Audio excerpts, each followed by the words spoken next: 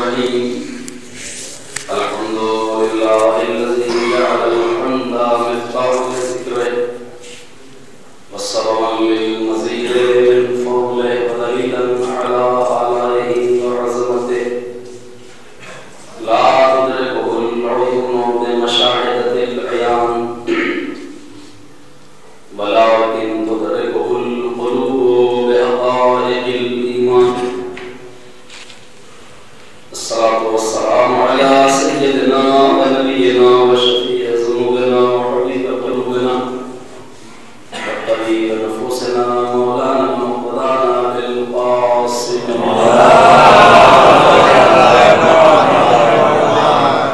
الصلاة والسلام على الطيبين الطاهرين المعصومين ولعنة الدائمة على أعدائهم أجمعين من الآن إلى قيام يوم الدين.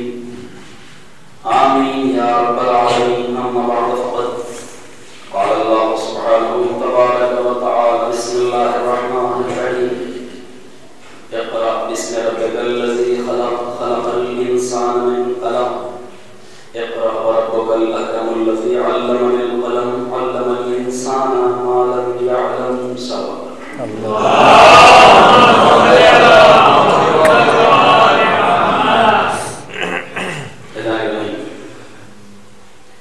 قرآن حکیم جو کتاب ہدایت ہے اور صرف مسلمانوں کے لیے نہیں بلکہ عالم کائنات کے لیے کتاب ہدایت ہے. اس کا بظاہر تو یہ اعلان ہے کہ ہدی للمتقین متقین کے لیے ہدایت ہے، لیکن حقیقت میں وہ کائنات کے ذرے ذرے کے لیے کتاب ہدایت ہے اور دستور حیات انسانی. یہ وجہ ہے کہ آج اس تعصب کے دور میں بھی اور بھاگتی ہوئی زندگی کی جو دوڑ ہے اس دوڑ میں بھی جتنا قرآن کے اوپر ہو رہا ہے اتنا دنیا میں کسی بھی مذہبی کتاب کے اوپر نہیں. آپ اگر پوری دنیا کے لٹریچر کا مطالعہ کریں، خاص طور سے اس وقت پوزیشن ہے نیٹ کے ذریعے اور اسے جو ذرائع ہیں ذرائع ابلاغ ان میں اگر دیکھیں تو جتنا میٹر اسلامی میٹر ہے موجود اس وقت وہ خاص طور سے قرآن کے اور اسلامی ہسٹری سے متعلق اتنا میٹر کسی بھی مذہب کا نہیں ہے.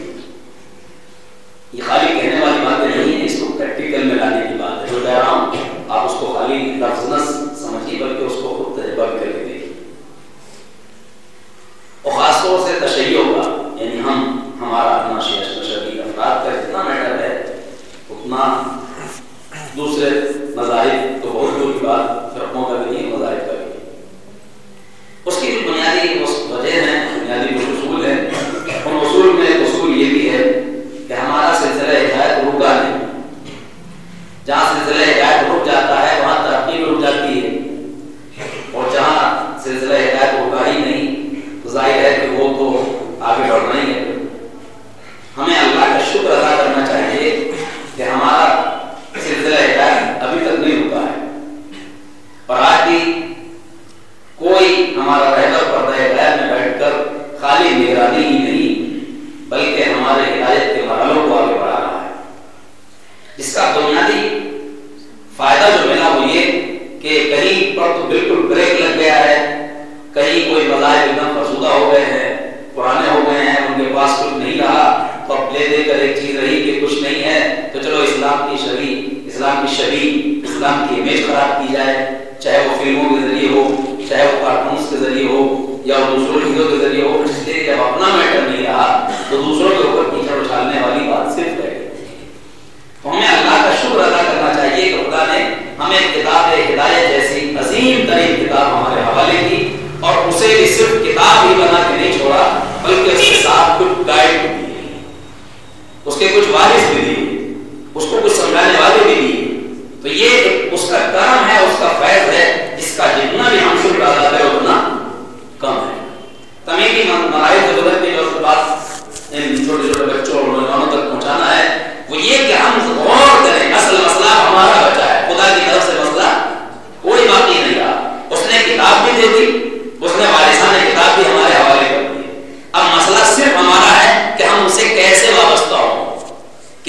کیسے وابستہ ہوں، وارثان کتاب سے کیسے وابستہ ہوں. اس کی ذمہ داری وہ تھی کہ اس نے ہم تک پہنچا دیا پیغام، کتاب کی شکل میں بھی، ناطق کی شکل میں بھی اور سامت کی شکل میں. اب ہمیں اس سامت کو ناطق کے ذریعے سمجھنا ہے اور اس کو یہ دیکھنا ہے کہ آخر یہ ہم سے کیا چاہتا ہے، ہمارا اس سے کیا مطالبہ ہے اور خود اس کا ہم سے کیا مطالبہ ہے. یہ کتنی سب باتیں وہ ہیں کہ جس کے ذریعے انسان آگے بڑھ سکتا ہے، خاص طور سے مسلمان آگے بڑھ سکتا ہے. اس لیے کہ کتاب جہاں دوسرے لوگوں کے لیے کتاب ہدایت ہے، وہاں پہلے ہمارے لیے ہے. اس لیے کہ ہم اسے اپنی مذہبی کتاب تسلیم کرتے ہیں. آپ کسی بھی بچے سے پوچھئے کہ بیٹا تمہاری مذہبی کتاب کیا ہے، تو وہ فوراً کہے گا قرآن. جہاں اور چیزیں بتائے گا اللہ ایک ہے، مسجد پاک ہے اور 5 ہیں اور قبلہ ہمارا کعبہ حسن ہے وغیرہ وغیرہ، جہاں کتاب کی بات آئے گی فوراً قرآن کہے گا. اور آپ دیگر مذاہب کے افراد سے بچوں سے پوچھئے تو نہ جانے کتنے افراد ایسے ہوں گے، تو بچوں تو بہت دور کی بات کہ بزرگوں کو کوئی صحیح معلوم نہیں ہوگا کہ ہماری اصل کتاب کیا ہے. اس لیے کہ وہاں جو سلسلہ عبادت ہے، کسی مذہب میں تو صرف 8 دن میں ایک ہی دن ہے، کسی میں مہینے میں ایک دن ہے، کسی میں کبھی کبھی ہے، کسی میں ہے ہی نہیں. کہیں سلسلہ عبادت یہ ہے کہ بس آنکھ بند کر کے تھوڑی دیر کے لیے خاموش ہو جاؤ اور سمجھ لو کہ یہی عبادت ہے. لیکن یہ شکر ہوتا ہے کہ اس نے ہمیں ایسے ہدایت سے، عبادت سے وابستہ کر دیا کہ خالی 1-2 وقت نہیں، 5 وقت میں قرآن کی کسی نہ کسی شکل میں تلاوت کرنا ہی ہے، چاہے خالی الحمد کی تلاوت ہو، دوسرے سورے کی نہ ہو. مثال کے طور پر مستحب نماز ہے، مستحب نمازوں کے لیے اگر دوسرا سورہ آدمی نہیں پڑھ رہا ہے، اس کے بعد وقت نہیں ہے، تو خالی الحمد ہی کو گزارا کر سکتا ہے. اس کا مطلب ہے کہ کچھ واجب ہے، کچھ میں اختیار دے دیا گیا ہے، واجب کی بات نہیں کر رہا ہوں. مستحب نماز میں اس کا مطلب یہ ہوا کہ الحمد سے کسی کو فرار نہیں. کوئی کتنا بھی یہ کہے کہ ہمیں یاد نہیں ہے تو کم از کم الحمد تو یاد ہوگا، اس لیے کہ اسے نماز میں پڑھنا ہے. تو یہ تو طے ہو گیا کہ یہ کتاب ایک ایسی کتاب ہے کہ جس کی تلاوت صبح میں ہوتی ہے، دوپہر میں ہوتی ہے، عصر کے وقت ہوتی ہے، شام کے وقت ہوتی ہے. کیا اتنی عظیم کتاب کسی بھی قوم کے پاس ہے، کسی مذہب کے پاس ہے، کسی فرقے کے پاس ہے؟ جواب یہی آئے گا نہیں. اور اگر ہے مثلا انجیل، توریت، زبور یا دوسری کتابیں، تو وہ اتنے پریکٹیکل میں نہیں، خالی لائبریریز کی زینت بن کے رہ گئی، پادریوں کے پاس رہ گئی اور کہیں رہ گئی، لیکن وہ مستقل پریکٹیکل میں ہو، ہمارے ورک میں ہو. یہ ایسا نہیں ہے. ایسا نہیں. جب بات یہاں تک آ گئی تو میں پھر بات یہاں پر کہہ کے آگے بڑھوں اور اپنا اصل منزل پہ آؤں. جب اتنی اہم کتاب ہے کہ اس کی تلاوت اتنی ہوتی ہے اور مطالبہ ہے تلاوت کا، میرے امام نے فرمایا جو میرا چاہنے والا روزانہ 50 آیتوں کی تلاوت نہ کرے اسے غافلین میں شمار کر لے گا. 50 آیتوں. سورہ کہف میں صرف 7 آیتیں، سبع مثانی اس لیے اس کو کہا جاتا ہے کہ یہ 7 آیتوں پر مشتمل ایک چھوٹا سا سورہ ہے. چھوٹا سا سورہ صرف 7 آیتوں پر، اور اس میں ان 7 میں بسم اللہ بھی شامل ہے. 7 میں بسم اللہ بھی شامل ہے. میں آپ سے ایک بات پوچھنا چاہتا ہوں، سوال کرنا چاہتا ہوں. جن افراد میں بسم اللہ اور جزو قرآن نہیں ہے، کیا وہ یہ کبھی نہیں سوچتے کہ جزو الحمد کیوں ہے؟ اگر الحمد کا جز ہے بسم اللہ تو اس کا مطلب ہے سورہ کا جز ہے بسم اللہ. اگر الحمد کا جز ہے تو میرا سورہ کا جز ہے. یہی وجہ ہے کہ ہمارے یہاں خاص طور سے کوئی بھی سورہ جب تک نامکمل ہے، جب تک کہ بسم اللہ کی تلاوت نہ کر لی جائے، جب تک بسم اللہ کی تلاوت نہ کر لی جائے. میں آواز کو آخر ایسا کیوں ہے؟ آواز رسالت بھی آئے گی، آواز امامت بھی آئے گی، آواز قدرت بھی آئے گی. جب ہمارے نام سے ہی آواز نہیں تو پھر کسی چیز کا آواز نہیں. اگر ہمارا نام ہی نہیں لیا جائے گا تو ظاہر ہے کہ یہی وجہ کہی جاتی ہے اس کو بسم اللہ ہی غلط ہے. ہر آدمی یہ کہہ دیتا ہے بسم اللہ ہی غلط ہے. اس کا مطلب بسم اللہ ذہنوں میں اتنی بیٹھ گئی ہے کہ عام کام بھی اگر بگڑ جاتے ہیں تو یہی کہا جاتا ہے بسم اللہ ہی غلط ہے. تو جب عام کاموں میں بسم اللہ غلط ہو جائے، یعنی ابتدا غلط ہو جائے، تو کام ادھورا رہ جاتا ہے. تو جو قرآن ثابت بھی ہو اور اس کا جز بھی ہو، اگر وہاں بسم اللہ نہ پڑھی جائے تو اس کا مطلب تلاوت کا کوئی ثواب نہیں ہوگا. میں آواز ہوں یا رسول اللہ، آخر یہ سورے کے لیے کیوں اتنا اہم بنا دیا گیا اس آیت الہی کو، بسم اللہ کو؟ آواز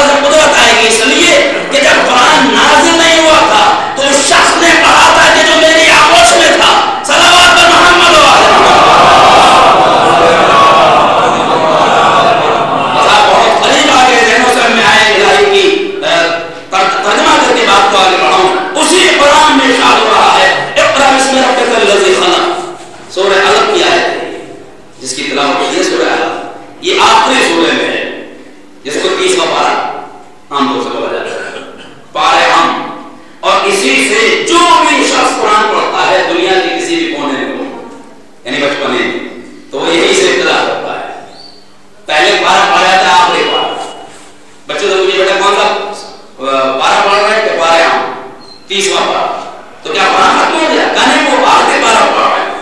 अबे आखिरी पारा तो जब पढ़ा जाएगा जब वो कुरान खत्म हो जाएगा। कहने ये साहब यही पहले पढ़ा जाता है, इसका मतलब है जो आखिर में है वो सबसे पहले पढ़ा जाता है। हमारी दुनिया में दस्तूर ये है, जितने भी मुस्लिम हैं जो भी बच्चे को कुरान पढ़ते हैं पढ़ाते हैं वो सब आम के बाद से शुरू करते हैं। वजह क्या है? आप नहीं जानते मौलाना, बात यह है कि इसमें छोटे छोटे सूरे हैं। बच्चा छोटा होता है वो छोटे छोटे सूरे पढ़ लेता है, जब छोटे पढ़ लेता है तब उसकी समझ में बड़े आते हैं। फिर ये कि इसमें थोड़े आसान भी सूरे हैं और कुछ सख्त अल्फाज के सूरे हैं। जब ये मिले जुले सूरे सब पढ़ लिए जाते तो बाकी चीजें आसान हो जाती। इसका मतलब है ये तय हुआ कि पहले छोटों को समझो, उसके बाद बड़े समझ में आएंगे। ये दस्तूर जमाना है और हर तालीम का सिस्टम यही है। पहले छोटी चीजें बताई जाती हैं, पहले लफ्ज नहीं बताया जाता, पहले हर्फ बताया जाता है। पहले सेंटेंस नहीं बताया जाता बल्कि वर्ड बताया जाता है, जुमला बताया जाता है। जुमले से पहले लफ्ज बताया जाता है। इसीलिए बड़े सूरों से पहले छोटे सूरे पढ़ाए जाते हैं ताकि बच्चा इन छोटे सूरों के जरिए बड़े सूरे तक पहुंच जाए। अब अगर कोई नमाज में ये कहने लगे महबूब मेरा दिल चाहता है कहां तुझे कुरान हूं, मैं सूरह अल-हम्द ना पढ़ूं बल्कि सूरह बकरा पढ़ूं, इसमें ज्यादा सवाल है इसलिए कि ये बड़ा है। काफी देर तक मेरी नमाज चलेगी, जो नमाज 2 मिनट में खत्म हो रही है वो साहब आधा घंटे तक चलेगी। आवाज बदलत आएगी। इख्तियार है मगर अल-हम्द के बाद इख्तियार तो देंगे हम, मगर सूरह अल-हम्द के बाद पहले अल-हम्द बाद में कोई भी सूरा, चाहे अल-हम्द के बाद बकरा पढ़ो, सूरह निसा पढ़ो, आले इमरान पढ़ो, हमें से बहस नहीं है, लेकिन अल-हम्द पढ़ो उसके बाद कोई दूसरा सूरा पढ़ो। पालने वाले हम तो चाहते ही हैं कि तेरी इबादत देर तक करें, कहने हम इससे बहस नहीं है। हमने जिसे मुअय्यन कर दिया पहले उसे मानो, पहले हमने जिसे फर्ज कर दिया उसे मानो, बाद में तुम्हें इख्तियार है। और इख्तियार भी उन्हीं में से है जिन्हें हमने मुंतखब किया है। अपनी तरफ से किसी सूरे का इंतखाब न कर लेना। इसका मतलब यह है जब कुरान सामित में हमें इख्तियार नहीं है तो कुरान नातिक के मानने में इख्तियार कहां से हो जाएगा?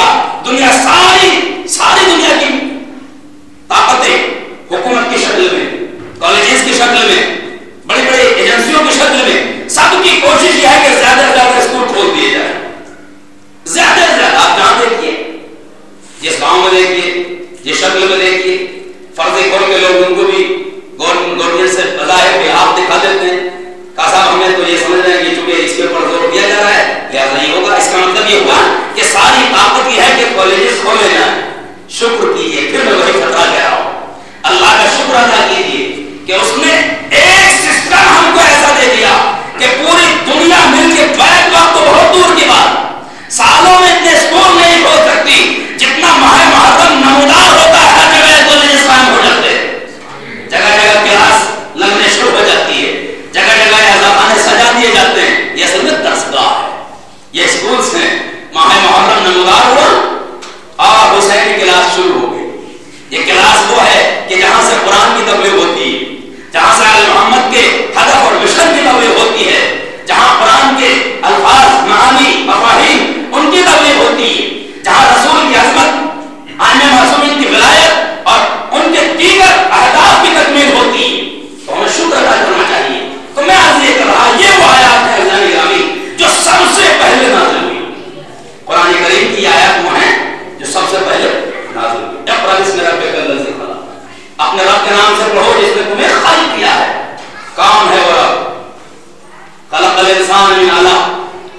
انسان کو لوتھڑے سے خلق کیا ہے، گوشت کے جلے ہوئے لوتھڑے سے اسے خلق کیا ہے. خلق الانسان من علق. اقرأ وربک الاکرم. اس رب کے نام سے وہ دوبارہ دو، پہلے اقرأ کہا پھر دوبارہ کہا، پہلے بھی رب کہا پھر دوبارہ رب کہا. اقرأ وربک الاکرم. اس رب کے نام سے پڑھو جو کریم نہیں ہے، اکرم ہے. کریم اور ہوتا ہے، اکرم اور ہوتا ہے. خدا کریم بھی ہے، خدا اکرم بھی ہے، خدا کبیر بھی ہے، خدا اکبر بھی ہے. اب یہاں دھوکہ یہ تھا تو خدا اکبر ہے تو سب سے بڑا ہے، وہ سب سے بڑا نہیں ہے. اگر یہ کہیں کہ سب سے بڑا ہے تو اس کا مطلب یہ ہوا کہ کچھ اور بڑے ہیں جنہیں ہم نے مانا ہے، اس سے بڑا اسے مان رہے ہیں. نہیں، خدا سب سے بڑا نہیں بلکہ خدا ہی بڑا ہے اور کوئی بڑا نہیں. صلوات محمد.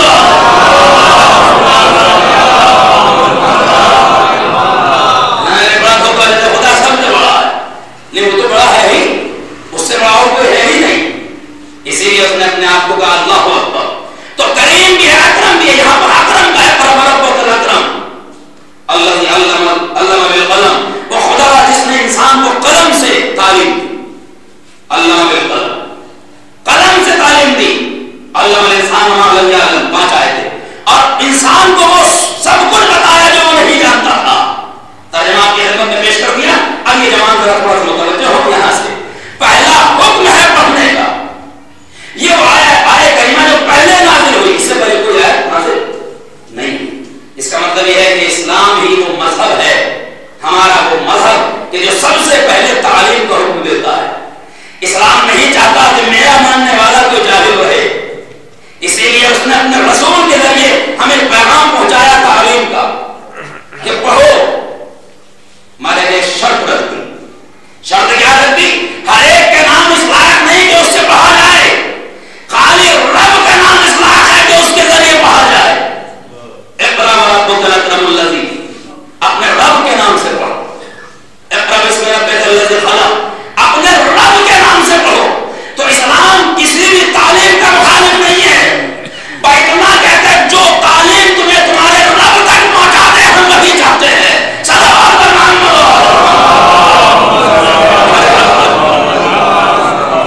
اقرأ بسم ربک الذی، وہ تعلیم جو تمہارے رب تک پہنچا دے. اگر میڈیکل تعلیم اس لیے حاصل کی کہ تمہارے رب تک پہنچا دے تو کوئی حرج نہیں، اس لیے کہ اس میں رب کی رضا شامل ہے. اس لیے علاج کر رہے ہیں کہ میرا پروردگار خوش ہو. ظاہر محنت کا پیسہ تو لے نہیں ہے، وہ تو ممکن ہی نہیں جب وہ خود بندے کو محنت کا اجر دیتا ہے. نماز پڑھو گے یہ اجر، روزہ رکھو گے یہ اجر، خالی سوچ لو گے کہ اچھا کام کرنا ہے تو اجر. تو جو اجر کا اتنا زیادہ محتاج اجر کے سلسلے میں، تو اس میڈیکل تعلیم اس لیے حاصل کی خدا راضی ہو جائے. آواز آئے گی یہی وہ تعلیم ہے جس سے رب تک پہنچے. انجینئرنگ کی تعلیم اس لیے حاصل کی رب تک پہنچ جائے، یہی رب اسلامی تعلیم ہے جو تعلیم انسان کو اپنے رب سے قریب کر دے. اور وہی تعلیم وہ ہے جس کا مطالبہ خود پروردگار عالم کر رہا. نہیں، بات ایسے واضح نہیں ہوگی. ایک آیت کا سہارا لے لو تو شاید بات واضح ہو جائے. انما یخشی اللہ من عبادہ العلماء، اللہ سے صرف وہ ڈرتے ہیں جو صاحبان علم ہیں. اس میں کہیں ہے کہ صاحب وہ تعلیم کی جو مدارس میں ہوتی ہے، وہ تعلیم جو انسان کو ٹوپی اور شیروانی کا مالک بنا دیتی ہے، وہ تعلیم جو انسان کو امامت دلا دیتی ہے. نہیں، خالی علم کہا. اس کا مطلب یہ ہے جب علم آ جاتا ہے تو انسان اپنے رب سے ڈرنے لگتا ہے. وہاں بھی یہی کہا جا رہا ہے کہ اپنے رب کے نام سے پڑھو جو تمہیں اپنے رب سے قریب کر دے، جو تمہیں رب سے قریب کر دے. اب صاحبان علم بیدار ہو چکے ہیں. ایک فضا ہو دے دوں، یہ قرآن کی فضا ہو بلاغت کا اعجاز ہے. عزیزو، تھوڑا سا روک کے بات کہنا چاہوں گا. قرآن کل بھی معجزہ تھا، قرآن آج بھی معجزہ ہے، قرآن کل بھی معجزہ رہے گا. یاد رکھیے، خالی ایک قرآن معجزہ نہیں ہے بلکہ قرآن کے حروف بھی معجزہ ہے. ایک ایک حرف قرآن کا معجزہ ہے. آپ کہیں گے حروف کیسے معجزہ ہیں؟ تو میں آپ کے سامنے چھوٹی سی وضاحت کر دوں. قرآن میں 3,33,670 حروف ہیں. ان میں سے ہر ایک حرف معجزہ ہے. یعنی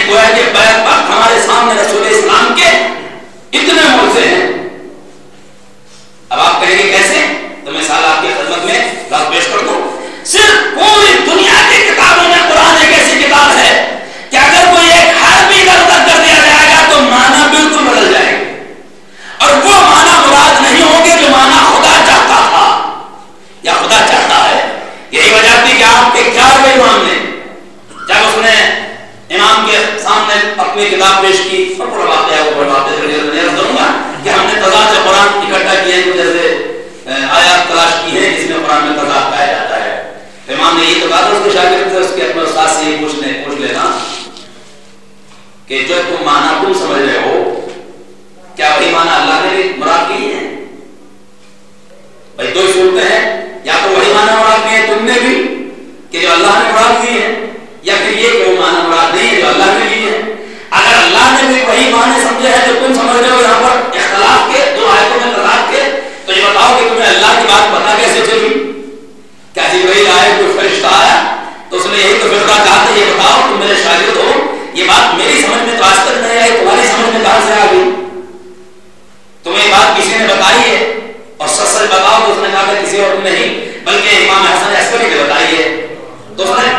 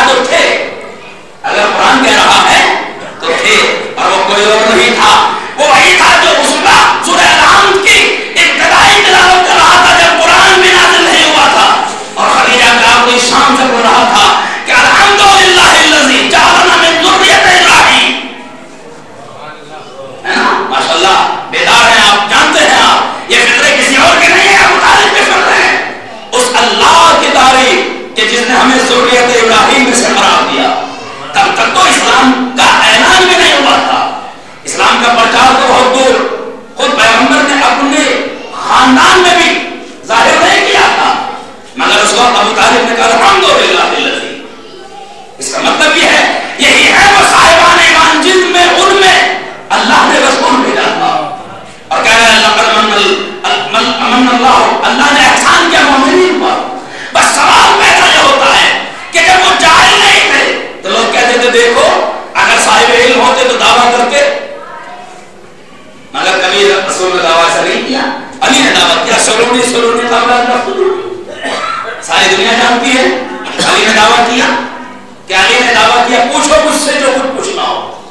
علی اللہ سمجھ کے میرا نوجوان بزرگ ماشاءاللہ بیدار ہے یہ بات سننے کے، تاکہ یہ بات ہو جائے کیوں آخر ایسا ہے تو ہوتا ہوگا لوگ کہ بھائی رسول نے دعویٰ نہیں کیا علی نے دعویٰ کیا، سلونی قبل ان تفضلونی، مجھ سے پوچھو بات دل میں چل رہی ہے نا، میں بتاؤں گا تمہیں قبل اس کے کہ تم مجھے کھولو، میں زمین کے راستوں سے بہتر آسمان کے راستے جانتا ہوں، یعنی ان راستوں کو اور اچھی طریقے سے بتاؤں گا۔ عزیزان گرامی آپ ذرا غور کریں، صاحبان علم موجود ہے الحمدللہ۔ ابھی 15 دن پہلے کی بات اخباروں میں خبر آئی تھی، سائنٹسٹ بڑے خوش تھے کہ ہم نے ایک اور سیارے کا پتہ لگا لیا ہے جو ہمارے موجودہ نظام سے جو اس وقت نظام شمسی چل رہا ہے، یہ سولر سسٹم، اس سے 44 سال دوری، وہ بھی دوری یعنی جو نور کی روشنی کی رفتار ہے اس سے 44 سال دوری پر ایک مزید اور نظام ہے ایسا، اس میں بھی سورج ہے، اس میں بھی سیارے ہیں، اس میں بھی زمین ہے، اور آج ہم نے اس کا پتہ لگایا، بڑے خوش ہیں یہ آسمان والے۔ اب آپ نے یہ کتنی دور ہے ان کی نظر، خوشی کا اظہار، اور ایک تو نہیں، اس سے پہلے ہم نے 800 ایسے سسٹم کا پتہ لگا لیا، یعنی وہ ہے کہ 801 والا سسٹم تھا، ابھی 15-20 دن پہلے کی خبر تھی، میں نے پڑھا اخبار میں، یہ زمین پر نہیں ہے، یہ کہاں ہے؟ آسمانوں پر، بھی مجبوری ہے ہماری کہنا، آسمانوں پر کہنا ہماری مجبوری ہے، اس لیے کہ اس سے زیادہ ہماری نظر آگے ہے ہی نہیں، اور کہہ رہے کہ ہم نے پتا لگا، علی کیا کہہ رہے کہ مجھ سے پوچھو ہم زمین سے زیادہ آسمان کے راستے جانتے ہیں، کاش کل ہی کوئی پوچھ لیتا مولا اس سسٹم سے علاوہ بھی کوئی اور سسٹم ہے، اگر کوئی پوچھتا تو علی کہتے، اور کہا بھی ایک نے پوچھ لیا مسجد کوفہ میں، یا علی اس آسمان کے علاوہ کوئی اور آسمان کہاں ہے؟ کہ یہ آسمان، کہ یہ تو تمہارے بابا آدم جناب آدم کا قبہ ہے جو قبر میں نہیں بنایا جائے گا، مقبرہ، یہ تو اس آدم کا مقبرہ ہے، ورنہ اور بھی ایسے سارے گھبرا کے پوچھتا مولا ایسا کتنے کہ جب تک پوچھتا چلا جائے گا یہی کہتا چلا جاؤں گا ہے، اس کا مطلب علی کل بھی بتا رہے تھے، دنیا والے آج بتا رہے ہیں، تو دنیا والوں اسی سے وابستہ ہو جاؤ گے تو جو موجودہ احادیث ہیں ان میں مزید ان کے شرمات ہوتے چلے جائیں گے۔ صلوات پر محمد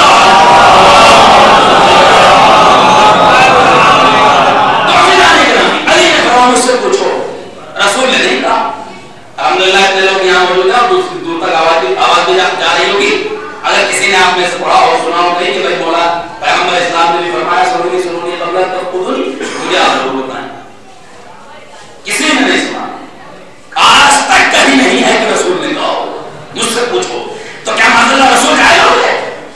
کہیں آپ بھی جانتے، تو پھر ہم نے کہا آگے وجہ کیا ہو سکتی ہے؟ کہ رسول کہہ بھی نہیں سکتے، رسول کی مجبوری تھی، ہمارے پر کیا مجبوری تھی؟ کہ پہلی مجبوری تو یہ، کہ جب کوئی سائل سوال کرتا ہے یا رسول اللہ اس سوال کا جواب کیا ہے، تو آپ نے سورہ بقرہ پڑھا ہے، قرآن کا پہلا ہے رسول کی زبان پر، وَمَا يَنطِقُ عَنِ الْهَوَىٰ إِنْ هُوَ إِلَّا وَحْيٌ يُوحَىٰ، میرا حبیب جب تک بولتا ہی نہیں کہ جب تک وحی نہ آ جائے، جب تک نہیں بولتا ہے جب تک کہ اس کے اوپر وحی نہ آ جائے، کوئی سائل سوال کرتا تو رسول وحی الہی کے منتظر رہتے، یہ تو طے کے رہتے، اس لیے کہ قرآن میں پہلے کہتے ہیں یہ جب تک نہیں بولیں گے جب تک کہ ہم اشارہ نہ کر دیں۔ میں آپ سے سوال کرنا چاہوں گا، علی سے جب بھی سوال ہوتا تھا مولا ایسا کیسے ہے، یہ کیا ہے، وہ کیا ہے، مولا فوراً جواب دیا کرتے تھے، سنی سنائی باتیں ہیں، کہنے والے نے کہا آپ کبھی سوچتے ہی نہیں، کہ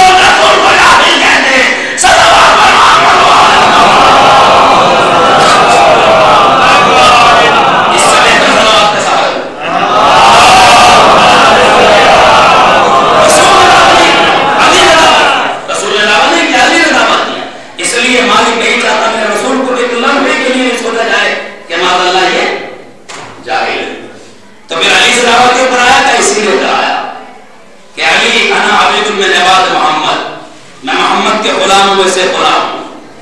پہلے غلام کی شان علم دیکھو. جب غلام کی شان علم یہ ہے تو پھر آقا کی شان علم کیا ہوگی؟ آقا کی شان علم کیا ہوگی؟ ان کے علم سے رسول کے علم کا اندازہ لگاؤ. ان کے علم سے رسول کے علم کا اندازہ لگاؤ. آج ضرورت اس بات کی کہ پیغمبر اسلام کی علمی عظمت, ان کی شان و شوکت کو بیان کیا جائے, اس لیے کہ ساری دنیا کی کوشش یہ ہے کہ اسلام کی تاریخ کو مست کر دیا جائے. دیکھیے سب کیا ہو رہا ہے آپ سب جانتے ہیں, اور اس کا بہترین ذریعہ ہے پھیلانے کا ان کے علم کو, ان کی عظمت کو, ان کی شان کو. عظمت اہل بیت, عظمت عالمی, اس لیے کہ جب ان کی عظمت اجاگر ہوگی تو پیغمبر کی عظمت تو خود بخود سامنے آ جائے گی. اسی لیے رسول نے دعویٰ نہیں کیا, اور یہی وجہ ہے کہ رسول نے نہ قرآن کی تلاوت کی. آغوش ابو طالب میں, آغوش عبد المطلب میں, کسی کی آغوش میں تلاوت بھی نہیں کی. وہاں بھی مسئلہ یہی تھا کہ آخر تلاوت کریں تو کس کے لیے کریں. یہاں بھی مسائل وہی ہیں. تو علم ایک اہم ترین شے ہے جو آل محمد کے ذریعے ہم تک پہنچا ہے. علی نے دعوت کی, لوگ آتے تھے اور بڑا عجیب و غریب مسائل مولا کرام کے سامنے لاتے تھے. ایک صاحب کے زمانے میں ایک ایسے شخص کو لایا گیا, عظمت علم دیکھے آپ اور پیغمبر کی عظمت کا اندازہ لگایا کہ علی کے علم کی عظمت رسول کی عظمت کا حوالہ دیتی ہے, رسول کی عظمت کا پتہ دیتی ہے. مسئلہ یہ تھا کہ اس کے سر پہ کسی نے کوئی کاٹ وغیرہ کوئی لوہے کی چیز مار دیا. تو ہمارا دوست کے والا صاحب اس کو پکڑ کے لائے دربار خلافت میں اور کہا صاحب اس کے اوپر ایسا ایسا ظلم ہوا ہے اور اسے آنکھوں سے دکھائی دینا بند ہو گیا, گونگا ہو گیا, اس کی حس کی جو قوت ہے وہ بھی ختم ہو گئی, اسے دکھائی بھی نہیں دے رہا ہے, بول بھی نہیں. حالانکہ تو آپ کے ہاتھ میں, اگر چاہے کوئی گونگا بن جائے تو کیا کرے کوئی آدمی اس کا. نتیجہ یہ ہوا کہ فیصلہ کیسے کیا جائے, پتہ کیسے چلا جائے کہ اس کو دکھائی دے رہا ہے کہ نہیں دکھائی دے رہا ہے, یہ گونگا ہے, بول سکتا ہے کہ نہیں بول سکتا, بڑی مشکل ہے. اب یہ مسائل حل کیسے ہوں کا کوئی حل اس کا نہیں ہے, بس ایک حل ہے, علی کو خبر دی جائے, علی کو بلایا جائے. بارگاہ مشکل کشا میں لوگ گئے, کہ علی وہاں سے تو معاملہ علی حاصل ہوئی, آپ کی ذرا اس مسئلے کو حل کر دیے کہ ٹھیک ہے وہیں حل کریں گے جہاں پہ یہ کیس ہے. اور مولا آئے, اور آنے کے بعد مولا نے کیس کو سنا, بات پوری جب سامنے آئے تو مولا نے فرمایا اگر ایسا ہے اور اس کے بعد سے دعویٰ کر رہے ہیں اور دیت کا مطالبہ کر رہے ہیں تو پھر اس کو آزما لیا جائے. مولا کیسے آپ نے پتا کیسے چلے؟ امام نے فرمایا ایسا کرو, اس کو جلتی ہوئی دوپہر یعنی جب پورا سورج آپ اٹھا کے پڑھو تو اس سے کہا جائے جو مریض بن رہا ہے بتائے کہ تم سورج کو دیکھو. اگر سورج دیکھتے یہ پل کے جھپکنے لگے تو سمجھ لینا کہ وہاں سے جھوٹ بول رہے. اس لیے کہ اگر اس کی بنائی ختم ہو چکی ہوگی تو دوسرا نور اس کے اوپر اثر انداز نہیں ہوگا. آج دنیا کتنی ترقی کر دیا, مریض ہو گئے, ہم مریض ہو گئے, ڈاکٹر پتہ ہی نہیں لگا رہا, جبکہ حکیم کتنے آگے ہوتے تھے پہلے کہ نہ تو دیکھ سب کچھ بتا دیا تم یہ کھا دیا, اس سے پہلے یہ کھایا تھا. آج کے ڈاکٹر کیا کر رہے ہیں, آپ الٹرا ساؤنڈ کرا کے لائیے, سی ٹی اسکین کرا کے لائیے, یہ لائیے, تو بھائی آپ نے کیا پڑھا ہے؟ اگر سب کچھ مشین بتائے گی اس کا مطلب اتنی ترقی کرنے کے باوجود بھی یہ محتاج ہے کسی مشین کے. اور اس سے پہلے عالم یہ تھا تو مولا نے کہا کہ اس کو آنکھوں, اس کی آنکھوں کو سورج کے سامنے بات کیا جائے. اگر فوراً آنکھ جھپکنے لگے تو جھوٹ بول رہے ہیں لوگ, اس کی بینائی نہیں گئی. مولا دوسرا مسئلہ, ایک مسئلہ یہ ہے, یہ کہتا ہے کہ گونگا ہے, بول نہیں رہا ہے, کہ سوئی لائی جائے اور سوئی اس کی زبان میں جوڑی جائے. اگر خون اپنے رنگ کا نکلے تو جھوٹ بول رہا ہے,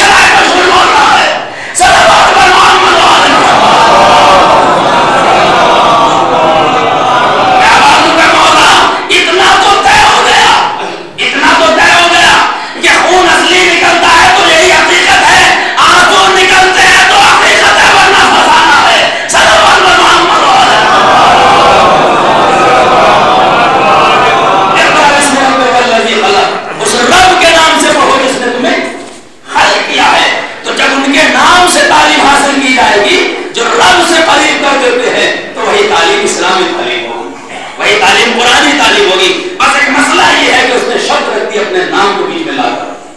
میں نے پہلے بھی عرض کیا تھا، پھر کروں کہ اقرا کو بدل دیں گے تو ترقی بن جائے گی۔ اقرا علم پڑھ اور آگے بڑھ، کبھی پلٹ کے نہیں دیکھتا ہے علم حاصل کرنے والا۔ یہی وجہ ہے کہ آج محمد کے چاہنے والوں نے جتنا علم کے اوپر کام کیا ہے پوری کائنات میں کسی نے نہیں کیا ہے۔ آپ دیکھیں، میں اپنے نوجوانوں سے خاص طور سے گزارش کروں گا کہ ان آیات کو اپنے سامنے رکھ کے اپنی پوری زندگی کا ایک دستور بنائیں کہ ہمیں کیا کرنا ہے، کیا پڑھنا ہے اور کیا کرنا ہے، کس طریقے سے ہمیں آگے بڑھنا ہے۔ اپنے رب کے نام سے پڑھ جس نے تجھے خلق کیا ہے۔ خلق الانسان من علق، اور اس نے انسان کو لوٹڑے سے خلق کیا ہے۔ اقرأ وربک الاکرم الذی علم بالقلم، اس نے قلم کے ذریعے تعلیم دی۔ دیکھیں ساری ترقی دنیا کی اب دو چیزوں میں منحصر ہو گئی ہے، ایک الیکٹرانک میڈیا اور ایک میڈیکل۔ ساری چیزیں اسی پہ آ کر منحصر ہو جاتی ہیں۔ آپ دیکھ لیجیے کہ جتنی بھی ترقی ہے الیکٹرانک میڈیا کی ہے، یہ انسان کے جسم کی ہے، اور میڈیکل نے تو اتنی ترقی کر لی کہ سمجھ میں نہیں آتا کہ یہ ترقی کہاں جائے گی۔ ایک آئے کا ڈاکٹر ہے، آنکھوں کا ڈاکٹر، آئی اسپیشلسٹ ہے، ایک آئے کا ہارٹ کا ڈاکٹر ہے، ایک آئے کا سامع گلے کا ڈاکٹر ہے، جس میں انسانی کے ایک ایک اعضاء کے اسپیشلسٹ ڈاکٹر بن رہے ہیں، اور اس کے بعد بھی سمجھ میں نہیں آتا کہ اس میں بھی کتنے شعبے قائم ہو گئے۔ ایک انسان چھوٹا سا جسم اور اس میں اتنی ترقی کہ وہ سمجھ میں نہیں آ رہا ہے۔ اب پہچان والی کی عظمت کو، ایھا الانسان اتزعم انک جرم صغیر، میرے مولا کا شعر، علی بن ابی طالب کا شعر۔ انسان کیا تو سوچ رہا ہے کہ تو ایک چھوٹا سا جرم ہے، جو چھوٹا سا کیڑا ہے، تو یہ سوچ رہا ہے ایسا نہیں ہے۔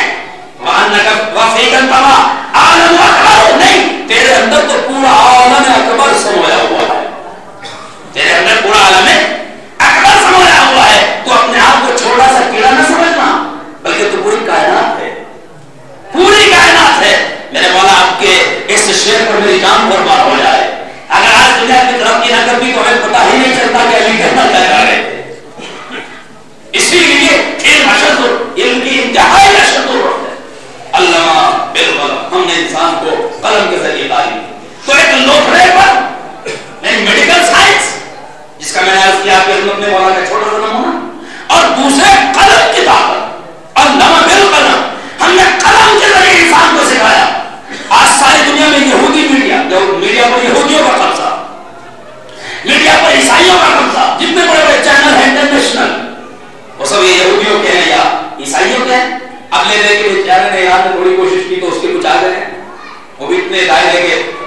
ان حالات میں میں اپنے نوجوانوں سے 10 بستے یہ گزارش کروں گا، قرآن نے 1400 سال پہلے اس کی طرف توجہ دلانی تھی کہ ہم تمہارے ہاتھ میں کچھ اور نہیں بلکہ قلم پکڑوانا چاہتے ہیں کہ تم قلم پکڑ لو، اور کچھ اور نہیں، انسان کے جسم کو تمہارے حوالے کرنا چاہتے ہیں کہ تم پہلے اپنے آپ کو پہچان لو تو اپنے رب کو پہچان جاؤ گے۔ میں مولا کا قول آپ کی خدمت میں پیش کر دوں، مولا کی من عرف نفسہ فقد عرف ربہ، جس نے اپنے نفس کو پہچان لیا اس نے اپنے رب کو پہچان لیا۔ یہاں بھی ایک اگر اقرأ باسم ربک الذی خلق، اپنے آپ کو پہچانتے چلے جاؤ، اپنے رب کو پہچانتے چلے جاؤ گے۔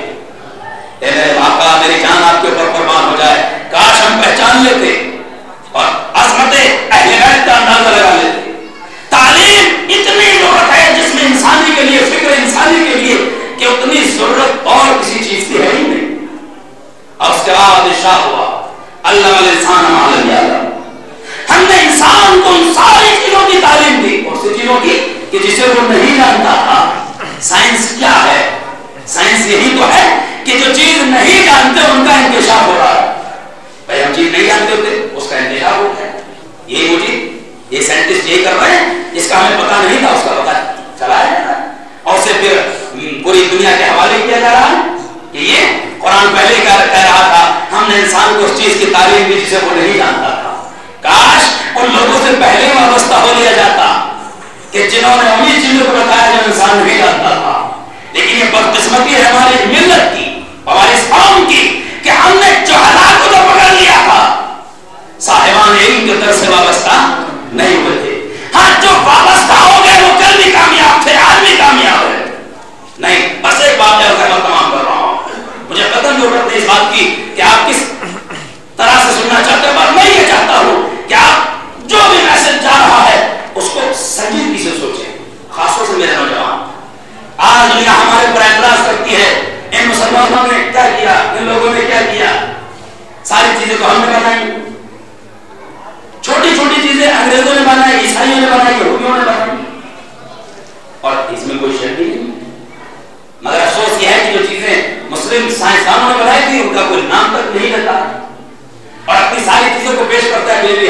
مائک ہم نے بنایا, ریڈیو کے موجود ہم ہیں, موبائل کے موجود ہم ہیں, ٹیلی فون کے موجود ہم ہیں, اور فلاں چیز کے موجود ہم ہیں. اور شاید یہی وجہ کی جس چیز میں سب سے زیادہ ترقی دنیا نے کی اس طرح کی چیزوں میں سے وہ ایٹم بم.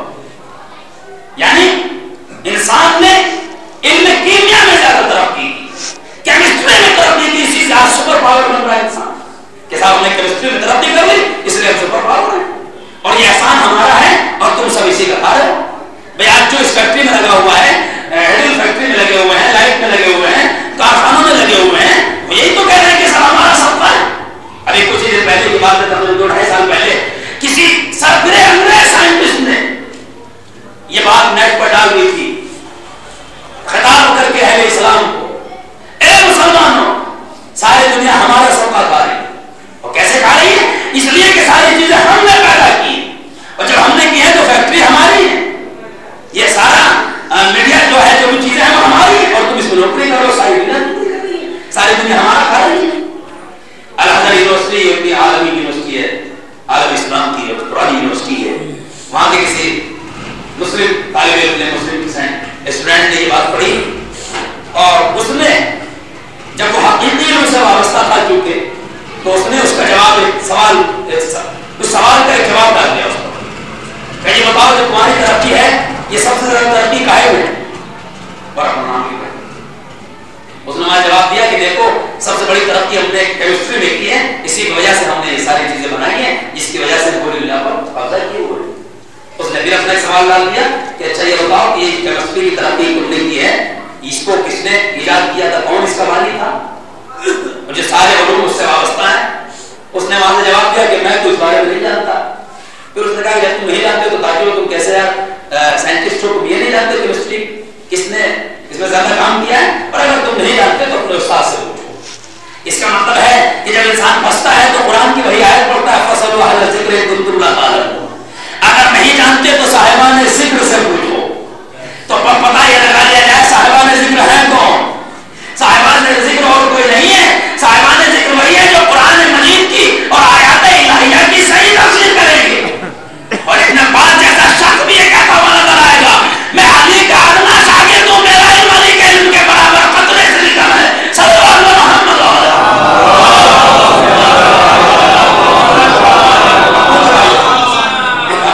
اس نے اپنے استاد سے پوچھا, اسٹوڈنٹ نے جس نے سوال کیا تھا کہ سر یہ ایک سوال آیا ہے, تو اس کے خود پر اس سے تم اتنے بڑے ہو گئے تم یہ نہیں پتا. اس کا جواب میں لکھ دو کہ اس کا بابا آتا تھا اور جابر بن حیان تھا. اس نے جواب دے دیا کہ جابر بن حیان اس کی مجھے. پھر اس نے سوال کیا مسلم اسٹوڈنٹ نے کہ یہ پتہ لگا اپنے استاد سے جابر بن حیان کون تھا.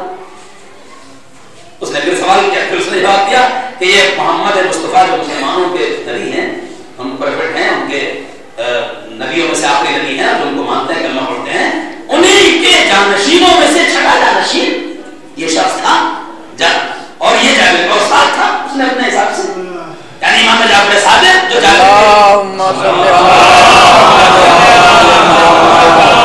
استاد تھے, یہ پیغمبر اسلام کے جانشین تھے اور علی کے بیٹے تھے, علی کی نسل میں سے تھے. اس نے وہ سوال کا جواب اس نے دے دیا کہ یہ جابر بن حیان جو تھے یہ چھٹے امام, مسلمانوں کے ایک امام ہیں, چھٹے امام, یہ نام ہے, ان کے شاگرد تھے اور وہ علی کے بیٹے تھے. اب اس نے سوال کیا, تو اس کا مطلب یہ ہوا, اس کا مطلب یہ ہوا کہ اگر وہ نہ ہوتے تو یہ علوم نہ ہوتے, یہ علوم نہ ہوتے, اور یہ علوم نہ ہوتے تو یہ ترقیاں نہ ہوتی. جب یہ ترقیاں نہ ہوتی تو تمہیں یہ کہنے کا حق نہیں ہے کہ ساری دنیا ہمارا صدقہ کھا رہی ہے. ہمیں یہ حق ہے کہ ساری دنیا کے امام کا صدقہ کھا رہی ہے.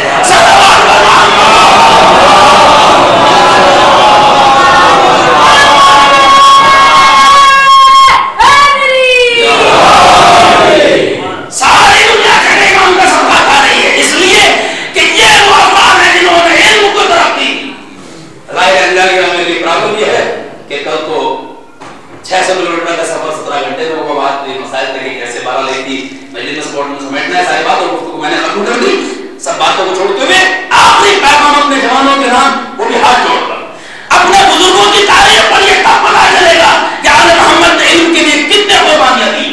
تو جب اس نے نے یہ سوال کا جواب دیا کہ اس کا مطلب یوں کہو کہ ہمارا صدقہ کھا لیا پوری دنیا. عزیزو اس کو واقعی بنا دیجیے کہ ہمارا صدقہ کھا رہی ہے. یعنی ہم ہر چیز میں ہر چیز میں آگے ہو جس چیز کے ذریعے انسان کی ترقی ہو, اسے وہ چیز خدا تک پہنچا دے, اسے وہ چیز خدا تک پہنچا دے. اس لیے کہ ہر علم کا ہدف ذات خدا کی معرفت ہے, ذات آل محمد کی معرفت ہے. اگر علوم سے آل محمد کی معرفت نہیں پیدا ہو رہی تو کوئی کچھ نہیں. لہذا اس کو گلے سے لگا دی. تو یہ کیمسٹری کا علم ہو, نفسیات کا علم ہو, سیاست کا علم ہو, جتنے بھی علوم ہیں ان کا منبع اور رجا اور ان کا ماخذ جو ہے وہ علی کی ذات ہے. شاید یہی وجہ ہے کہ بزرگوں نے یہ کہہ کے بات ختم کر دی ہے کہ دنیا کا کوئی علم ایسا نہیں ہے جس کی ابتدا اور جس کی انتہا علی پر نہ ہو. نہیں, آپ کہیں گے ابتدا تو ہو سکتی ہے, انتہا کہاں ہوگی؟ بھائی ابتدا تو ہو سکتی ہے لیکن انتہا کہاں ہوگی؟ کہنے والا یہ بھی کہنا چاہتا ہے کہ ابتدا بھی انہیں سے ہوگی اور جب ہم اس کی انتہا سوچ لیں گے تو اس میں پہلے ہی ہمیں آگے ملیں گے. یعنی انتہا بھی انہیں پر ہے, ابتدا بھی انہیں پر ہے. میں آپ سے پھر یہ گزارش کروں گا, ہم اندازہ لگائیں اور خاص طور سے ملت جعفریہ کے ان سائنٹسٹ, وہ علماء, وہ شعراء, وہ علماء کہ جنہوں نے اپنے خون سے اور اپنی روشنائی سے اس ملت کا تحفظ کیا ہے, ان کے لٹریچر کو پڑھیں اور پتہ لگائیں کہ آخر یہ دین کس وجہ سے پھیلا. یہ دین صرف عظمت آل محمد اور ولایت آل محمد کے سائے میں پھیلا. اور میں یہاں پر ایک بات اکثر کہا کرتا ہوں, امام حسین نے فقرہ کہا تھا کربلا کے مقتل میں, میرے شیعوں جب بھی ٹھنڈا پانی پینا تو میری پیاس سے یاد کرنا, میرے پیاس سے یاد کرنا. امام نے لفظ معاذ فرمایا تھا. مسائل کی طرف گریز بظاہر ہے لیکن میں آپ کو اس جملے کی طرف ضرور توجہ دوں گا. شیعتی ماری چلے تو معاذ بن فذکرونی, میرے پیاس کو یاد کرنا جب ٹھنڈا پانی پینا. اور ہمارے بڑی عجیب و غریب تشریح کی ہے, یہاں ٹھنڈے پانی سے مراد یہ پانی تو ہے ہی, لیکن اصل میں مائع عذب علم کے گوشوں کو کہا جاتا ہے.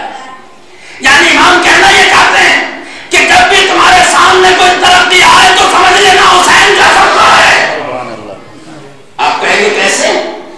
وضاحت کر دو تھوڑی سی, اگر آپ اجازت دیں تھوڑی سی وضاحت.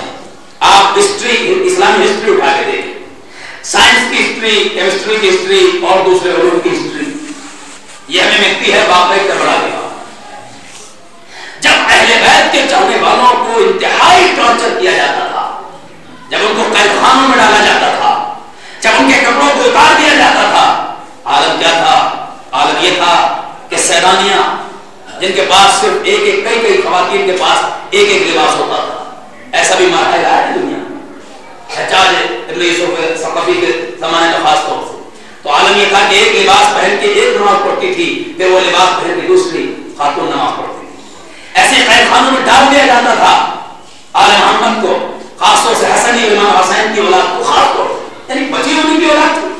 تو عالم یہ تھا کہ وہ لوگ, ان کو کیسے پتا کہ ماہ رمضان کب آیا, ان کو کیسے پتا کہ ظہر کا وقت ہوا, ان کو کیسے پتا کہ مغرب کا وقت ہوا, اس لیے کہ اندھیرا رہتا تھا. تو سسٹم کیا بنا رکھا تھا؟ یہ میرا آپ سے ہاتھ جوڑ کے نوجوانوں سے گزارش ہے کہ ذرا ان کی سیرت کو دیکھیں, انہوں نے کس طریقے سے دین کو بچایا. تو کرتے کیا تھے؟ ہوتا یہ تھا کہ جو حافظان قرآن, الحمدللہ خاندان آل محمد میں سبھی ان کے گھر قرآن نازل ہوا تھا, تو قرآن کی تلاوت کیا کرتے تھے اور یہ پتا تھا کہ اتنا پارہ اتنی دیر میں پڑھا جائے گا. جو اس وجہ سے, اس طریقے سے وہ اوقات نماز کا پتہ لگاتے تھے کہ اس شخص نے اتنے پارے پڑھ لیے, اس کا مطلب ہے کہ جب ہم قید خانے میں آئے تھے تب سے اتنی دیر ہو گئی, یہ نماز کا وقت, ظہر کا وقت آ گیا, یہ عصر کا وقت آ گیا, یہ سورج نکلنے کا وقت آ گیا. اب ظاہر حکم شرعی ہے کہ تھوڑا بہت ڈیفرنس ہے تو خدا معاخذہ نہیں کرتا ہے, پورے بھی معاخذہ نہیں کرتا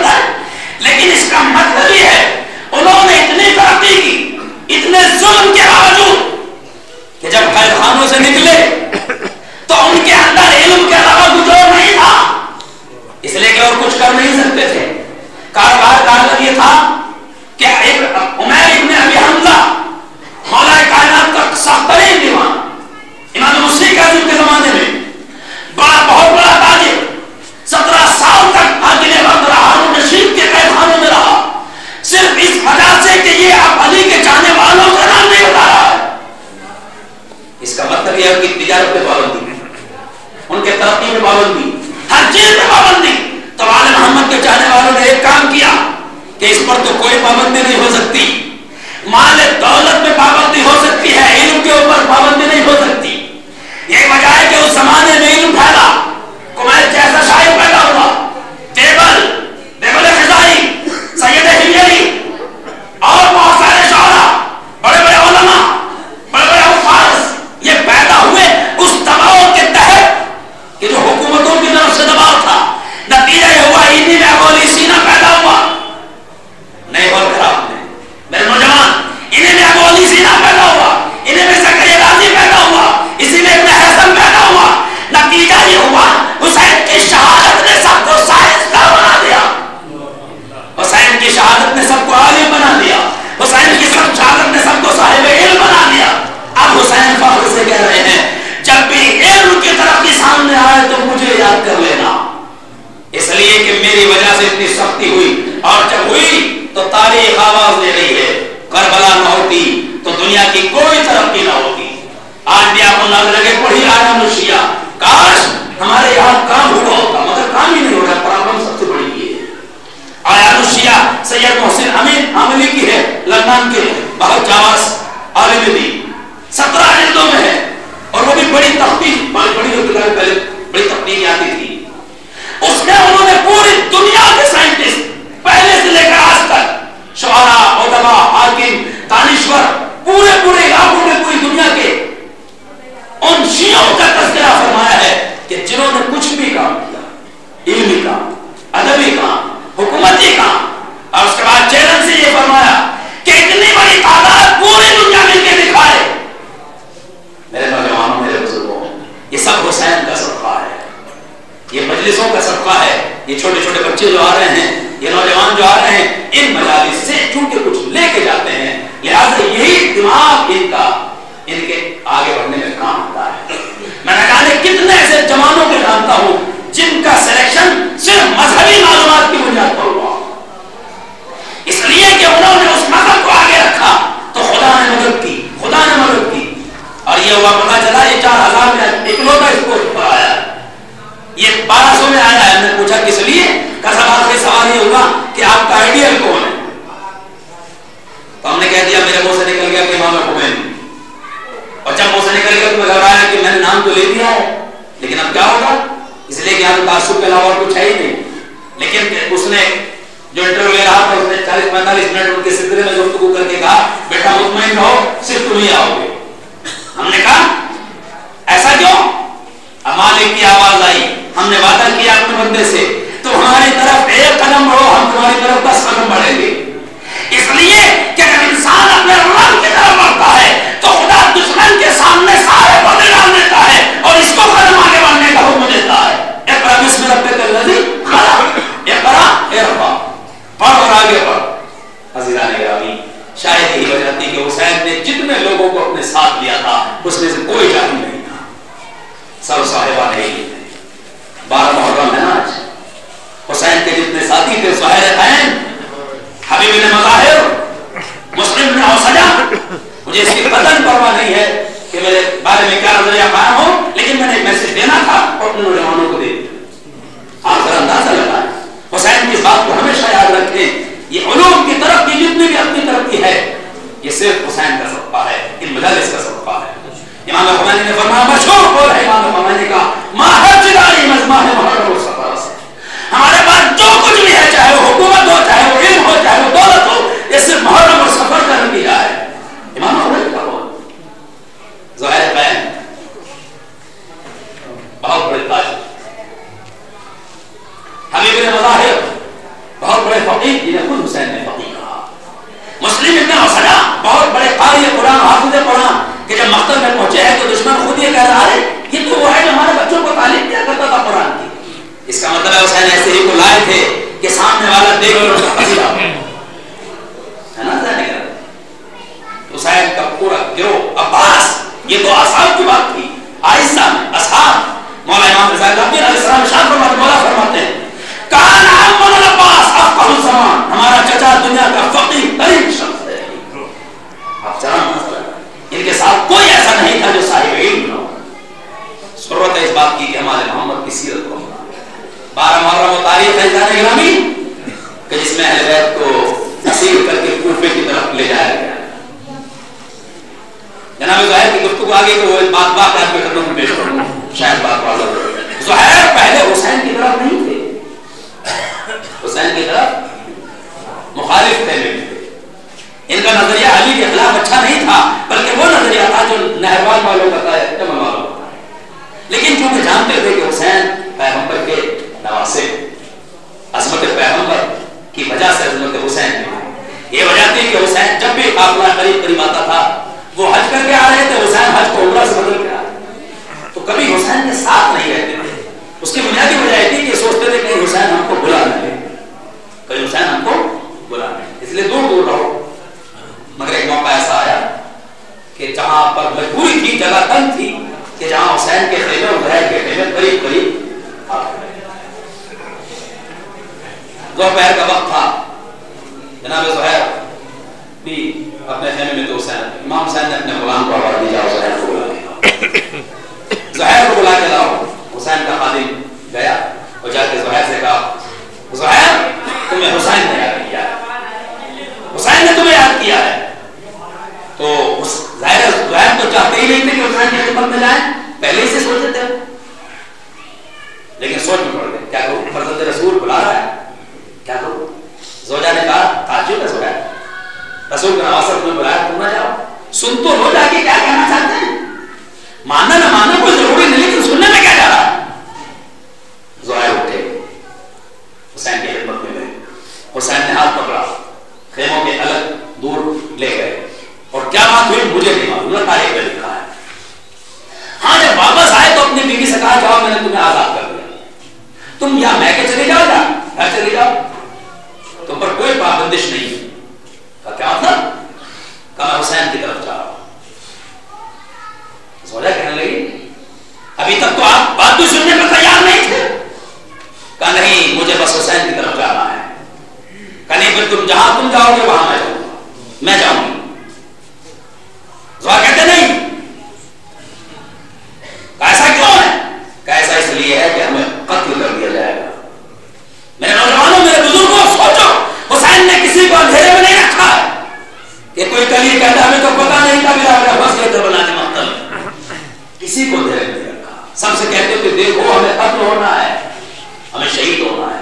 ظاہر اپنی وجہ سے کہہ رہے ہیں اس لیے کہ ہم قتل ہو جائیں گے, میں نہیں چاہتا. کبھی اگر قتل ہو جائے تو کوئی بات نہیں. کہ نہیں, تمہیں معلوم نہیں ہے عرب کتنے نالائق ہوتے ہیں, کسی کو قتل کرنے کے بعد جب اس کی زیادہ توہین کرتے ہیں تو اس کے ناموس کی بے حرمتی کرتے ہیں. ان کو قید کر لیا جاتا ہے, ان کو اسیر کر لیا جاتا ہے, اور ان کو شہر بشہر پھرایا جاتا ہے. میں نہیں چاہتا کہ میرے بعد تمہیں بھی اسیر کیا جائے اور شہر بشہر پھرایا جائے. عزیزوں, اگر حساس ہے تو جملہ کہوں. زہیر کی زوجہ نے فقرہ کہا, زہیر کیا حسین کے ساتھ زینب نہیں ہے, کیا حسین کے ساتھ ام کلثوم نہیں ہے, کیا زہیر کے ساتھ حسین کی بہنیں نہیں ہیں. ارے جب وہ ہے تو پھر میں بھی ان کے ساتھ رہوں گی. فقرہ سنیں گے, زہیر غصے ہو گئے اور کہتے زبان بند کر, وہ محبت کی نواز ہے, وہ علی کی بیٹیاں ہیں, مطلب یہ تھا ان کے ساتھ یہ سلوک نہ کیا جائے گا. میں کہوں گا زہیر تمہیں کیا خبر, کیا مسئلہ حضور آئے گا. علی کی بیٹی آواز دے رہی تھی, بھائی عباس, خدا ان آوازوں پر رحمت نازل کرے, خدا سلامت رکھے نوجوانوں کو, بچوں کو, بزرگوں کو, خواتین, اس لیے کہ محاذر مجلس کیا ہے. زہیر تمہیں کیا خبر, کیا خبر تمہیں کہ اس قافلے پہ کیا گزر جائے. آپ سمجھ رہے ہیں کہ ان کے ساتھ یہ سلوک نہیں ہوگا, نہیں, ان کے ساتھ بھی وہی سلوک ہوگا. مگر پھر بھی زہیر نے ضد کی کہ نہیں, میرا حکم ہے کہ تم جاؤ. زہیر کی زوجہ اپنے پورے لوگوں کے ساتھ جو بھی تھے, چونکہ بہت بڑے تاجر تھے, اور لوگ کوفے میں آئے. زہیر حسین کے ساتھ کربلا میں چلے گئے, اور شب عاشور حسین نے ایک ایک کو ان کی جائے قتل بھی دکھا دی. عصر عاشور گزرا, آپ سب چن چکے ہیں. پرسوں کی تاریخ قیامت کی تاریخ, جس میں خاندان آل محمد پر قیامت آ گئی. عصر عاشور آئی, پنجتن پاک کا خاتمہ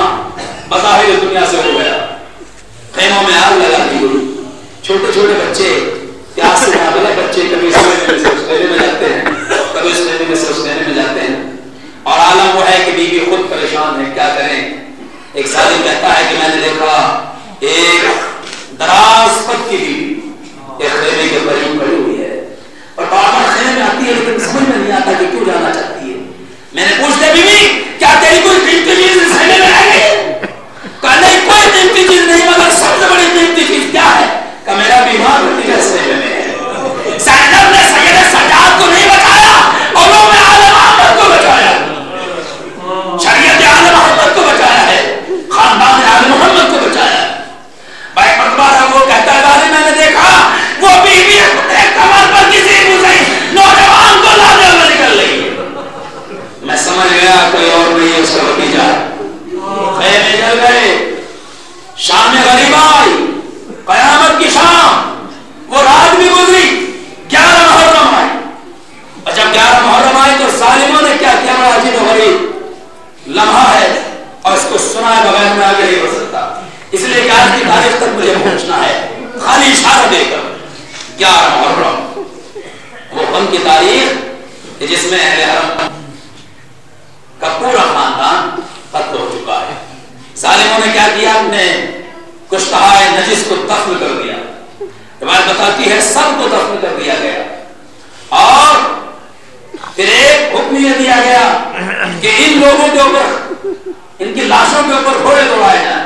تو روایت میں تو یہاں تک ملتا ہے کہ جب گھوڑے دوڑائے گئے تو بہت سارے لوگ ایسے نکلے کہ جنہوں نے حسین کے اصحاب کے لاشوں کو ہٹا لیا، یہ کہہ کر یہ ہمارے قبیلے کا، ان کے قبیلے نے کہا وہ ہمارے قبیلے کا، ہم اس کو پامال نہیں ہونے دیں گے۔ کسی نے کہا زہیر ہمارے قبیلے کے، ہم ان کو نہیں اس طرح سے ہونے دیں گے۔ ہر ایک یہاں تک کہ حسین کے خود اعزاء کے لاشوں کو ڈھکا دیا گیا، اس لیے کہ ان کے بھی رشتہ دار نکل آئے۔ ظاہر رباب جس خاندان کی تھی اس کے افراد بھی یہاں سے، لیلہ جس خاندان کی تھی اس کے ان کے افراد بھی یہاں تھے۔ پر روایت بتاتی ہے حتیٰ کہ علی اکبر کے لاشیں بھی اٹھا لیا گیا۔ اب جب دیکھا فضا نے سارے لاش اٹھا لیے گئے تو دوڑ کے زینب کی خدمت میں آ گئی۔ اے زینب غضب ہو گیا، کیا کیا ہوا؟ کہ سب کے لاشیں ہٹا لیے گئے، حسین کا لاشا کسی نے نہیں اٹھایا۔ عزیز و حسین کا لاشا کسی نے نہیں اٹھا، اس لیے کہ حسین کا نام عربی نہیں ہے، حسین کا نام علی کی بیٹی کے سر پیٹ لیا اور مدینے کا رخ کیا۔ نانا اے نانا آپ کے جنازے پر ملائکہ نے نماز پڑھی، مگر ہاں حسین، یہ حسین ہے جو خاک و خون میں بنتا ہے۔ لاشے پر گھوڑے دوڑا دیے گئے اور کچھ ایک دن آرام کیا گیا، یعنی 11 محرم میں یہ سارے کام نپٹا کے اب یہ قافلہ چلا۔ توجہ سے بجائے رسول اللہ جانے گئے تھوڑی دیر کی زحمت، قافلہ چلا، 12 محرم آئی، قافلہ چل رہا ہے، بیویوں کی کوئی خواہش پوری نہیں۔ بیویوں نے کہا کم سے کم چادریں تو ہمیں دے دو، کہ جو چیز لوٹ لی جاتی واپس نہیں کی جاتی۔ اچھا ہم خود سوار ہو جائیں گے کہ کچھ نہیں، برستے ہوئے تازیانوں پر بیویوں کو سوار کرایا گیا ان کے ذریعے۔ اور جب قافلہ چلا تو بیویوں نے ایک فرمائش کی۔ فرمائش کیا تھی؟ اگر تم کچھ نہیں مان رہے ہو تو بھائی اتنا اور احسان کرو ہمارے اوپر کہ ہمیں وہاں سے گزارا جائے جہاں ہمارے شہداء کے لاشیں پڑے ہوئے ہیں۔ کیوں؟ اس لیے ہم چاہتے ہیں کہ اپنے اعزاء سے، اپنے بھائیوں سے، بچوں سے، بھتیجوں سے آخری بار رخصت ہو لیں، اس لیے کہ اہل حرم میں یہی سوچ رہے ہیں کہ اب ہمیں یہاں آنا نصیب نہیں ہوگا، یہ کہاں لے جائے کیا ہو؟ کہا ٹھیک ہے۔ روایت بتاتی ہے کہ وہاں سے اس قافلے کو گزارا گیا، ہر ایک بیوی اپنے اپنے ورثاء کی لاشوں پہ گر گئی، رباب اصغر کے چھوٹے سے لاشیں پہ گر گئی، ام لیلہ اکبر کے لاشیں پہ گر گئی، ام فروا قاسم کے لاشیں پہ گر گئی۔ جب زینب بھائی کے لاشیں کے قریب آئی تو مقتل کی روایتوں میں عجیب و غریب روایت ملتی ہے کہ شہزادی نے دیکھا کہ سید سجاد جو اونٹوں کی مہار پکڑے ہوئے آگے آگے جا رہے تھے، ان کی حالت غیر ہو گئی۔ بیوی نے دیکھا میرے بھتیجے کی حالت غیر ہے، بس سوچا کہ ایسا نہ ہو کہ اس کی روح پرواز کر جائے، اپنے آپ کو اونٹ کے پشت پہ گرا۔ میری مجبوری ہے میں صاحب وہ آپ سکون کے ساتھ پڑھتا ہوں تاکہ لوگوں کے ذہن بچوں کے ذہن تک پہنچ جائے۔ اپنے کو زینب نے اونٹ کے ننگے پشت پہ گرا دیا، اور جب گری زینب بھائی کی لاش پر تو سید سجاد چونکے، اے شہر پھوپھی اماں یہ کیا ہوا؟ کہا بیٹا کچھ نہیں، یہ بتاؤ تمہارے چہرے پر کیوں اڑ رہا ہے؟ پھوپھی اماں آپ کو بھی بتائیے جس کا 25 سال کا قریب جوان بیٹا زندہ ہو، اس کے باپ کا لاشا ایسے ہی پڑا ہوا ہو، اس سے برداشت نہیں ہوا. بالی کی بیٹی نے ڈھارس دی، سینے سے لگایا، اے بیٹا گھبراؤ نہیں. میں نے نانا سے سنا ہے، بابا سے بھی سنا ہے کہ میرے بھائی حسین کا مزار بنے گا، لوگ آیا کریں گے، یہاں پر ایک شہر آباد ہوگا. زینب نے سید سجاد کو ڈھارس دی ان کو اپنی صحیح حالت میں لانے کے لیے، اور جب تسلی دے دی تو تھوڑی دیر کے بعد خود زینب کی حالت غیر ہو گئی. اور جب حالت غیر ہوئی تو پوچھ لیا سید سجاد نے، پوپی اماں ابھی تک تو مجھے سمجھا رہی تھی، اب آپ کو کیا ہو گیا؟ کہا بیٹا ایک بچپن کی بات یاد آ گئی، میں سادے خانہ میں سو گئی تھی ہمارے طبق سے، صبح کا وقت تھا تو میری آنکھ کھلی، سورج نکل چکا تھا تو میں نے عجیب منظر دیکھا، میرا یہ بھائی اپنی اماں کا سایہ میرے جسم پہ کیے ہوئے ہے، مجھ سے برداشت ہوا، یہ میرا بھائی میرے لیے اتنا کرا، آج سر پہ چادر بھی نہیں، جزاکم خیر الجزا، میرے سر پہ چادر بھی نہیں چھوڑا. زینب کو تسلی، قافلہ آگے رہا، قافلہ آگے رہا. 12 محرم کو قافلہ سوا چلا اور جب شام ہوئی تو کوفے کے قریب پہنچا.